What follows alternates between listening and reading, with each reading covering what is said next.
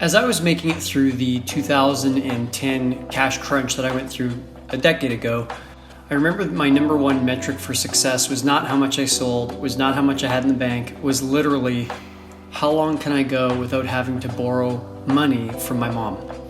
So I would borrow some money from her and then work to pay it back. And a week would go by and I didn't have to borrow any money. I felt proud.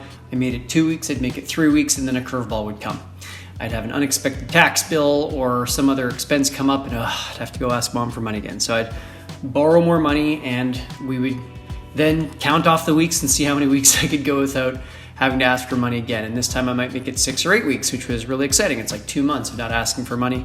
But then something else would come up. I'd have a repair on my car or something like that that just was not in the budget, and I'd have to go ask mom for more money. So I know the feeling of being in a cash crunch, and I'll always remember, I think I waited 2 full years of not having to ask my mom for money before I declared victory over that particular metric. And I switched my critical number to a different number that I was tracking on.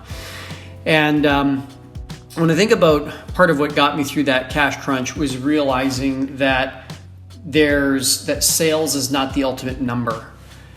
It's very possible. In fact, there's countless businesses right now that have 6, 7, 8 figures in revenue and they've got no money in the bank. And that's because sales is not the ultimate number of success. Unlike what Inc. magazine and lots of experts will tell you, it's not about building a 6 or 7 or 8 figure business. It just isn't. Nor is sales the pathway to sustainability and survival. And especially in a time like this where there's such a cash crunch for so many businesses where sales are declining or maybe have completely evaporated, it's a situation where we need to find a way to stay alive. And if you don't have sales, then how do you keep oxygen in the tank? Well, I've got good news for you. And the good news is that the oxygen of business is not revenue. The oxygen of business is cash. And cash can come from a lot of different forces and sources. So first of all, yes, it can come from selling to clients and them giving you a check, right? Or processing a credit card with you.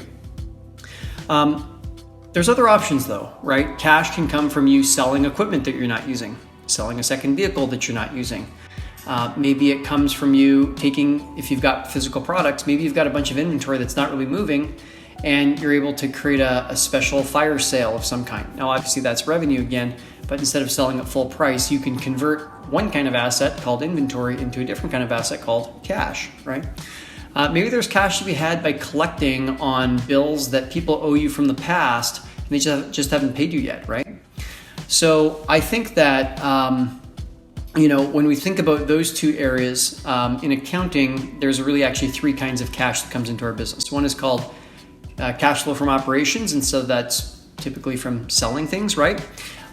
We have cash flow from investing activities, and that's anytime we invest into our own business. And so even if we divest into parts of our own business, meaning we sell assets, be it property, plant, equipment, then that would be what's called ICF. Now there's a third category of ways that we can get money, and that's called cash flow from financing activities. And so that's anytime that you are, for example, borrowing money, right? That would be an example of FCF or financing cash flow.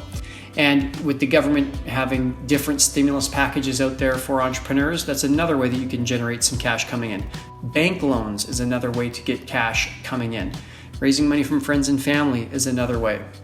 This is less common and maybe it's less appealing depending where you stand. It is an option, as you could sell a percentage of your company. That would be another way to bring some money coming in by selling shares, right? So there's all these different ways to bring cash into the business. And if we understand that the oxygen of business is not revenue, it's cash.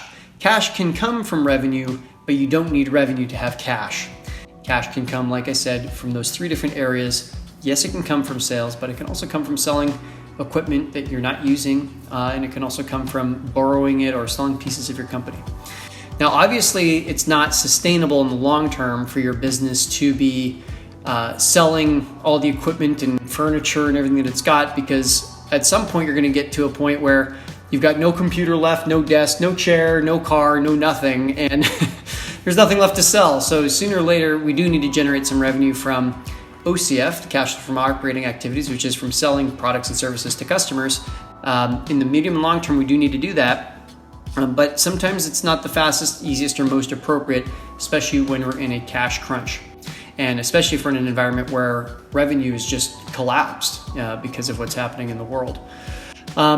So if you found this to be helpful, I encourage you to head over to navigatethecashcrunch.com. Every few weeks or so, I put on another edition of the Navigate the Cash Crunch webinar.